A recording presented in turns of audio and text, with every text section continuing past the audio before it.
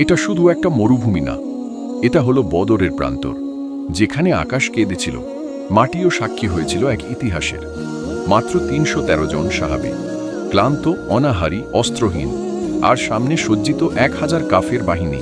কিন্তু তারা জানত তাদের পাশে আছেন রাসূলুল্লাহ সাল্লাল্লাহু আলাইহি ওয়াসাল্লাম, আর তাদের ভরসা ছিল একমাত্র আল্লাহর উপর।